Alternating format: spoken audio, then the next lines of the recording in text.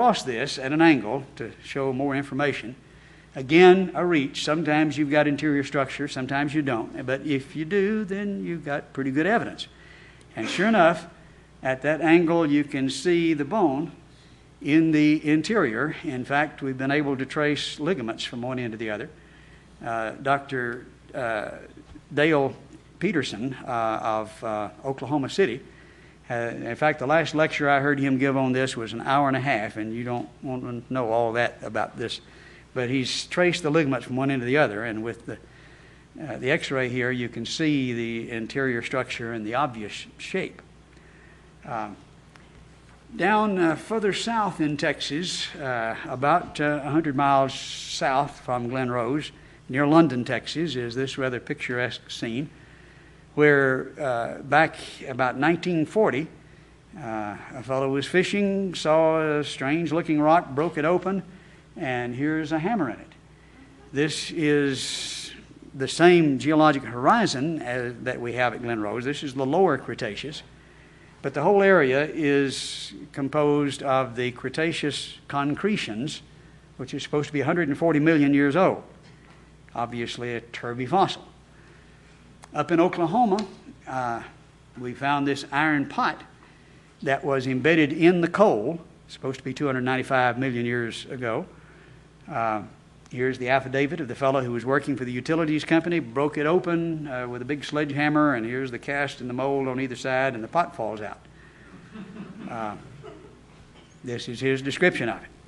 That's obviously a turvy fossil. In Utah, near Blanding, Utah, Natural Bridges National Monument, we have these beautiful arches, and under them, the Anasazi Indians drew petroglyphs. And here we see Dr. Swift pointing towards some of the petroglyphs. Just above my head, you see the Anasazi warrior, and you see the snakes. But we almost have enough dark to see the Brontosaurus. That is very clearly there. Now, it's covered with desert varnish. Let me back up again here.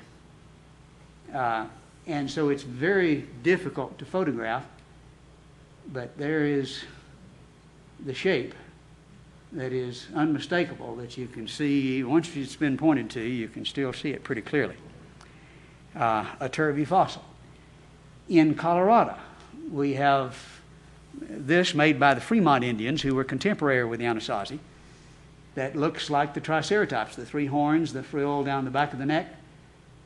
It looks more like a Triceratops than some of the people there, supposedly represented by the Fremont Indians. Obviously a turvy fossil again. This one's from the Grand Canyon, again with a heavy desert varnish over it, which is an indication of antiquity.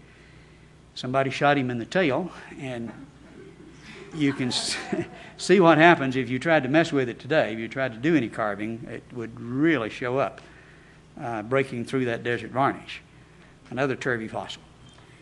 Okay, let's travel down to South America and see other evidence that tests the column and shows these turvy fossils, which are the test, which is the use that we make of the column. Dr. Javier Cabrera passed away just a few years ago, in December of the year 2000. We'd made several trips down there talking with him, and is a very interesting character. He was 20 years head of the Department of Medicine at the University of Lima. His father had begun collecting burial stones from the Inca tombs back in the 30s, and he continued collecting them. He now has had over 11,000 at the time of his death. He lives in a 300-year-old castle right there on the town square. His great-grandfather established the town, descendant of the conquistadors, and they live in this castle, and he's made part of it into a museum that displays these stones. About a third of them display some of the most disgusting pornography you could ever imagine, I hope. I won't show you those, but about a third of them show dinosaurs. We were able to get into the tombs, and we've participated in excavations. If you see the video on this evidence, we've got an hour of this kind of evidence.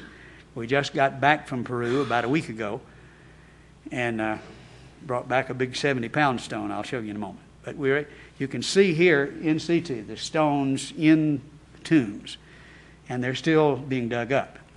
This one is in Dr. Cabrera's office. It's about 2 feet tall, and a close-up so that you can see what it looks like. Interesting thing here is that you see the dermal frills on the back, these stair-step looking frills that weren't preserved in most of the fossils. When Mr. Sinclair made his sign depicting this kind of dinosaur, he didn't put the frills on the back, did he? We didn't know about it. They were first published in Geology in '91 and represented just like this, which is a stone from a tomb probably about 500 AD from the Nazca culture, actually pre-Inca. This is a large, huge stone in Dr. Cabrera's museum with a very obvious brontosaurus type with the frills on the back. You can see the close-up here along with other features there on the dinosaur. Looking at the top, you can see another dinosaur, this time with a man in his mouth, a foot. Very artistically done. Some are rather crude, obviously a wide variety of artists, but just hundreds of these. Many of them show the man and dinosaur in conflict. Some of them may be domesticated and somewhat stylized, rather artsy. Others more literal, but very obvious what type of dinosaur we're talking about. Very specific types are seen. Now some have said, well, but Dr. Cabrera is a strange fellow, and I'll acknowledge that, though he's obviously a very famous and very intelligent man.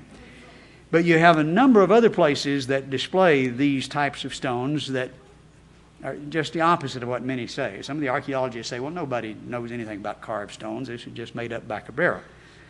And they're